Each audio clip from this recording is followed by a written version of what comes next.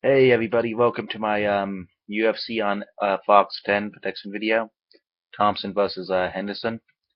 I have to say this is going to be a nice card. You know, a lot of people are down on it, but I just see a whole bunch of fantastic fights lined up on this.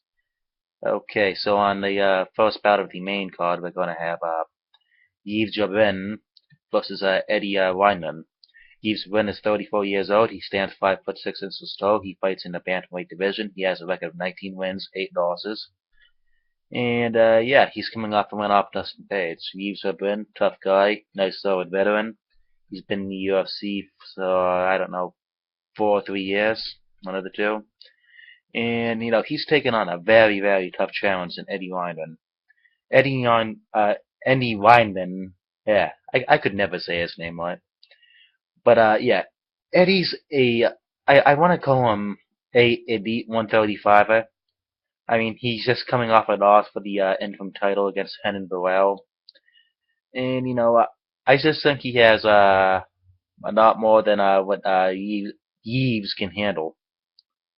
So yeah, Eddie Weinman, he has a record of 20 wins, 9 losses. He's 29 years old, stands 5'7" and he's also a bantamweight. And as I said before, no, I think he's just too much for Yves. So yeah, I'm gonna pick Eddie Weinman by I'd like to say I really don't want to say a fighter's gonna get knocked out badly. But honestly, this is what I see Eddie doing to him. I mean, I'm gonna pick Eddie by round two stoppage by TKO. So next up on the card we have Alex versus Leroy Caceres versus Anthony Pettis' brother Sergio Pettis. Alex Caceres versus Leroy. He is 25 years old. He stands 5'9" tall, and he's a bantamweight. And don't be deceived by this guy's record. He has a record of 9 wins, 5 losses, 1 no contest. And you know most of his fights are actually in the UFC now. So yeah, and you know what Alex Caceres has always impressed me. He's a very young guy. He has a lot of time to improve, and you know he's by this time he's actually a veteran in the UFC. I think he's had 5, 6, 7 fights now. So yeah, and you know what? Every time I see him go out to the octagon, he gets better and better. But you know what? He has a very tough newcomer. You know, and Sergio Pettis, the Phenom. You know, Mr. Amsterdam Vitor Belfort's nickname. But yeah. Now on to Sergio Pettis. Sergio Pettis is 20 years old. He's nicknamed the Phenom. He stands 5'6" tall. He fights in the bantamweight division. He has a flawless record of 10-0. He's on a 10-fight win streak, obviously, and he's 1-0 in the UFC. But yeah, I'm gonna go with the upset here. I think Caceres, he has a lot more experience fighting on this bigger stage than Sergio does. Sergio most definitely has the talent to take Caceres out. But, you know, Caceres just has so much more experience fighting in the UFC. I don't think it's going to affect him as much. And, yeah, I'm going to pick Addicts by unanimous decision. I'm going to go with the upset here. Although, do not be surprised if Sergio Pettis just goes out and lays a beating on Alex Caceres. But I'm just going to go with the underdog and say Caceres by UD. So next on the card we have the one, the only, Darren Elkins versus Jeremy Stephens. I think his name's Darren. Yes, his name is Darren Elkins. By the way, if anyone's wondering, I'm getting these stats from ShoreDog.com, the Fight Finder. Greatest resource in mixed martial arts. So yeah. Darren Elkins is 29 years old. He stands 5'10" tall. He fights at the NB featherweight division. He has a record of 17 wins, 3 losses, and he's on a one-fight win streak. Versus, and that win came via unanimous decision against Hansel Hiyoki. And you know what? Darren Elkins is a tough guy, but yeah, I have to say, Jeremy Stephens, he's been, I mean, he's been fighting pretty much. I think he debuted in 2007, maybe 5. but he's been fighting for nearly 10 years now, and I honestly think Jeremy Stephens is going to be able to pull this off. I just see him being able to get past Aaron. I mean, I think Jeremy is very motivated. You know, he hasn't done so well in the past 2 years or so, even though he's on a 2-fight winning streak. I mean, Mill Heathen, I think he's come back a lot more motivated in this division. And yeah, I see him taking out Darren Elkins. I mean, Jeremy Stephens has always been a fantastic fighter to watch. He's always scored a watch in the cage. So yeah, I'm gonna pick for Jeremy Stephens via round 2 TKO. So yeah. Now back to the rest of the card. We have the one, the only Cowboy Donald Cerrone versus Adriano Martins. You know what? I'm just gonna call him Mr. Martins. Yeah, I'm not gonna butcher the guy's name. I mean, I feel bad as it is, just trying to say that name. I mean, you know, it's probably a very easy name to say. I'm just reading it wrong or something. But whatever. Maybe it is Adriano Martins. But yeah. But back to Cowboy. Cowboy's 30 years old. He stands 5'11" inches tall, and he fights in the 155-pound division. I have to say, Cowboy Donald Cerrone, he said he wanted to make the move to 145. There is no way in hell Donald Cerrone is going to make the cut to 145. I mean, he's not Jason T-Bow size, but you know, he's a big lightweight, in my opinion. So yeah, Donald Cerrone, he's one of the most active fighters in UFC history. I mean, you know, by how many fights he has in the year, you have to go back from like the early '90s when they had like 4 fights in one night to match this guy. I mean, I believe in like 2011 he had 5 fights in one year, and you know, he's been in the UFC. I want to say 3 years now, and he's probably had, I don't know, 10 fights. And you know, that doesn't sound like a not for casual viewer, but most of these guys only get 2 fights a year. Most of them 1 fight a year. I mean, you're lucky to get 3 fights in the year. But you know, Cowboy, he's getting 3, 4, 5. I mean, he's an extremely active fighter, and he's also an extremely fun fighter to watch. But you know, he's also had his medical issues in the past. But Jesus Christ, Cowboy's a badass. So yeah, yeah. Now to his opponent, Adriano Martins. I'm hoping I'm saying that right. He is 31 years old. He stands 5'10" inches tall, and he fights in the lightweight division. He has a record of 25 wins, 6 losses. And I have to say, both these guys have great records. You know, they each fought. You know what? I'm not sure if it's fair to say that about this. I was going to say they both fought very high level opposition, but Adriano, I mean, he had a lot of time in like the Mr. Cage organization and Jungle Fights. I mean, I know he had a fight in on the Last Strike Force card in 2013. He also has a win in the UFC, but you know, he really hasn't fought any of the upper echelon talent like Donald Cerrone has. I mean, Donald, he's fought in Nate Diaz, KJ Nunes, Evan Dunhams, Anthony Pettis, Melvin Quads, Jeremy Stephens, Dennis Siva. I mean, the list goes on. I mean, he's fought one of those. He's fought a list full of badasses. And you know what? I have to give the advantage to Cowboy. He just has so much more experience fighting high level fighters and winning most of the time.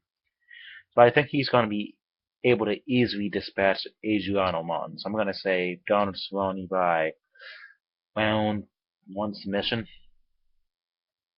You know what? No. Donald Cerrone by unanimous decision. I think Adrian's submission game is too much too good to be submitted that easily. Next on the card, we have the one, the only, the guy who Crocop, Gabriel Gonzaga. Gabriel Gonzaga is 34 years old. He stands 6'2" inches tall. He last weighed in at 262 pounds. He has a record of 16 wins, 7 losses, and he is a submission expert. And he does not have bad striking either. I believe he's finished nearly half of his fights via knockout. And you know what? Gabriel Gonzaga is the proverbial heavyweight gatekeeper. I mean, he has beaten people he's probably not supposed to beat in the past, and he's lost to people he's probably not supposed to lose in the past. I mean, like, perfect example. Gabriel Gonzaga should have murdered Brendan Saub. There's no doubt about it. Brendan had no submission game at the time. He should have just taken Saub down, arm bottom, triangle choked, whatever. I know I'm making that sound easy, but Gabriel Gonzaga, he shows up sometimes and he doesn't show up sometimes. And on this UFC one, he showed up most of the time except against, well, Travis Brown. And in retrospect, you really can't blame Gabriel for that. I mean, after what Travis Brown just did to Josh Barnett, I mean, geez, Travis has just become a scary, scary guy. I mean, he knocked out Overeem. Well, I couldn't. Who hasn't knocked out Overeem? And Overeem's losses. But still. Yeah. But in retrospect, yeah, that wasn't a bad loss for Gonzaga at all. Yeah. He only usually uses top flight heavyweights. Or you have something like the Brendan Schaub fight where he just doesn't show up at all. But he's a great heavyweight. Great keeper heavyweight, I should say. Now his opponent Stipe Miocic. He is 31 years old. He stands 6'4" tall. He weighs in at 245 pounds. He has a record of 10 wins, 1 losses. One losses. And yeah, he's coming off a win off Stefan Struve. No, not coming off a win off Stefan Struve. He's coming off a win off Roy Nelson. He absolutely dismantled Roy Nelson at UFC 162. Oh no, wait, 161. He's just laid up beating on Roy. In his fight before that, I don't know what happened. Stefan Struve was supposed to be his sacrificial lamb, but Stefan Struve just went, wait, oh, you think I'm gonna come in and lose to this guy? Yay! Hey, give me a little bit more credit. I'm a top fight heavyweight gatekeeper. Stefan Struve went in there, he took care of business, he did what he needed to do. And that's the only blemish on Stipe's record. So yeah. Now I'm gonna say this. This is really a pick'em fight here. So I'm just gonna go with Gabriel Gonzaga because, well, yeah, I really don't have a very big reason to. But still, in my opinion, it's a very evenly matched matchup here. And at the end of the day, I wouldn't be surprised if either of these two just came out and totally obliterated the other. So, yeah, let's get on to the main event of the evening. We have the former UFC lightweight champion Benson Henderson. He is 30 years old. He stands 5'9" inches tall. He fights in the lightweight division. And he has a record of 19 wins, 3 losses. And I think he was one fight away from breaking the UFC lightweight title defense record set by BJ Penn. And, yeah, Benson Henderson's a great fighter. But, if you look at his record, and if you look at the competition he fought compared to BJ Penn, you'd say, oh, this guy's probably the greatest lightweight of all time. But there's a problem with that. When he won the title from Frankie Edgar, let's face it, Frankie won that fight. When he fought Frankie again, Frankie won that fight. I'll give it to him, he won the Nate Diaz fight. Gilbert Melendez should have beat him. In almost all of his title defenses, everybody thought he lost. And let's be honest here, he didn't win those fights like BJ Penn won his fights. BJ Penn went out and smashed everybody. Those people weren't even a challenge to BJ Penn. Benson, everything was nip tuck. You could always argue it the other way for that guy. But with BJ Penn, he stopped, I think, all of his title contenders. All of the challenges to his title, if I recall correctly. I think there might have been one decision in there where he's just manhandled the guy for 5 rounds. But yeah, I don't recall offhand, but But I will say this: there's no way you can't say Benson Henderson's not a top five greatest lightweight of all times after his title reign. I mean, all of his wins were controversial, but at the end of the day, a win's a win is a win. But I think those wins can be diminished when you bring up the controversy behind pretty much all of his wins in the lightweight, and his lightweight title reign, except for the Nate Diaz win. I mean, that was pretty dominant. But yeah, let's move on to his opponent. Let's get a little bit old school. Let's get about I don't know, old school 2001 UFC. So yeah, here we have Josh the Punk Thompson. Josh Thompson, he's been fighting forever. He's been fighting since. Ooh, hang on, let me check the short dog. He had his first amateur fight in 1999. I mean, he's been fighting for 15 years now. And Josh Thompson, he's a tough dude. When he comes in, Laser's late mode, I don't believe there's really many people in the lightweight division who can beat him. Josh Thompson, he's 35 years old. He stands 5'10" inches tall. He's a lightweight. He has a record of 20-5. But I have to say, he utterly obliterated Nate Diaz, something Benson Henderson could not do. I mean, he dominated Nate, but Thompson went out there and beat the holy hell out of Nate and knocked him out, something that Benson wasn't even close to doing. But in the fight before that, he lost to Gilbert Melendez in a fight. I think Josh Thompson won, but it was extremely close. I mean, you could have flipped a coin to say who won that fight, and I would have been happy with the answer. But I have to say, even though they have those two common opponents, you really have to nullify the Gilbert Melendez one because both of those were very controversial. And Nate Diaz one, well, that's just a very different stylistic matchup for both of them. I mean, Josh Thompson, he's a great striker. He's a great submission guy as well.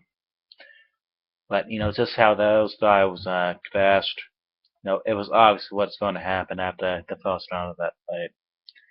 But, honestly, I don't think Josh Thompson has the wrestling defense to keep Benson off him. So I'm going to say Benson's going to win this via 5-round decision here. Now, I hope I'm wrong. Because let's face it, Benson Henderson isn't getting any closer to a title shot. I mean, he's lost twice to the champion. I mean, even though the first time he fought wasn't for the UFC title, even though the first time him and Anthony Pettis fought wasn't for the UFC title, that's still a loss on Benson's record to Anthony Showtime Pettis. So yeah, I mean, Benson's in this weird purgatory here. He's kind of like John Fitch at the welterweight division a few years ago. He's winning all these fights, but he's not getting any closer to the title shot because, well, let's face it. In John Fitch's case, it's a little bit different because he fought George once, but that beatdown was just so convincing. I mean, no one would have paid to see the rematch. And Benson's lost to Anthony twice. I mean, I don't want to see it. So I'm really hoping that Josh can pull something off. But I think Benson's going to win this here via decision. Okay, everybody have a very nice day and peace out.